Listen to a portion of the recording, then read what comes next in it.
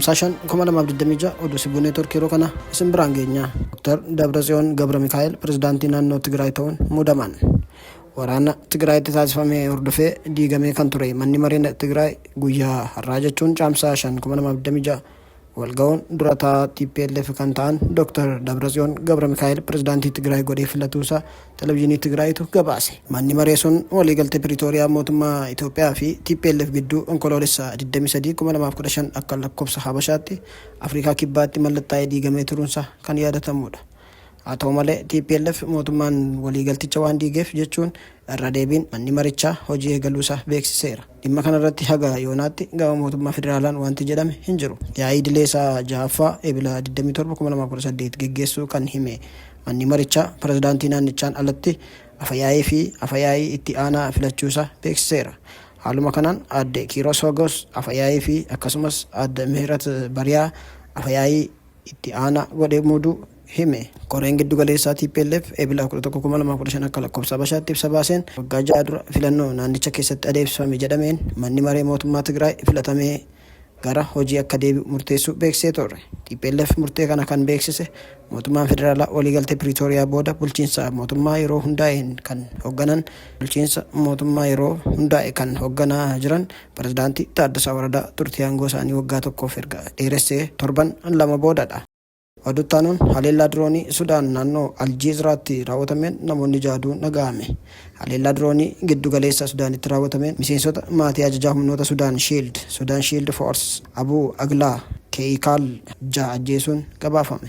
Madda odeeffannoo naannichaa irratti hundaa'uun miidiyaan Sudan Tribune akka gabaasetti haleellaan humna Rapid Support Force RSF raawwateera jedhamee shakkame kun galgala sanbata mana maatii Keeyikaal ganda Al-Kaahilii Zahidaan baha naannoo Aljeeziraatti argamu irratti xiyyeeffate. Akka ragaaleen ija himanitti dirooniin sun naannicharra erga naannee booda misaa'iloota garaagaraa gara mana sanaatti dhukaaseera.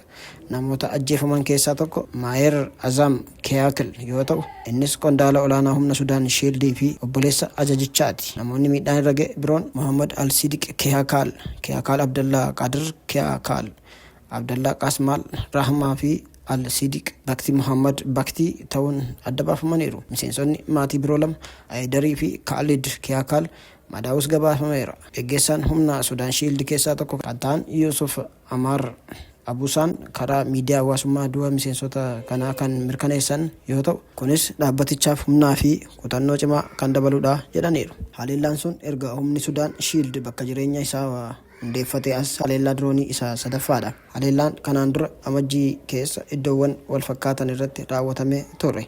Akkasumas caamsaa 2025 keessa buufata xiyyaaraa irratti haleellaa raawwatameen loltoonni 13 ajjeefamuu isaanii ni yaadatamu.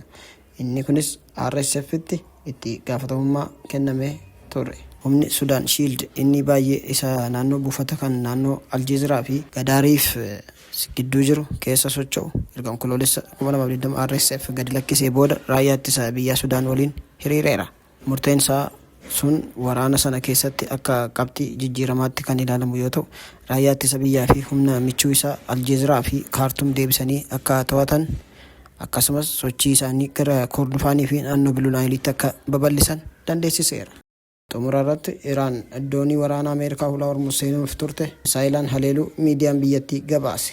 Eegdonni warraaqsa Islaamaa Iraan diroonii waraana Ameerikaa misaa'ila 2 haleeluun hulaa Hormuz akka hin seenne duubatti deebisuu beeksiseera. Ameerikaan garuu waan Iraan jettu kana waakkataa jirti.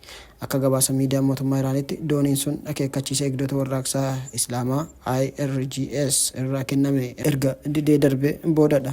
Xiinxalaan tokko akka jedhutti dhukaasa dhaabuun Ameerikaa fi Iraan gidduu jiru kana booda waan cabe fakkaataa jedhe.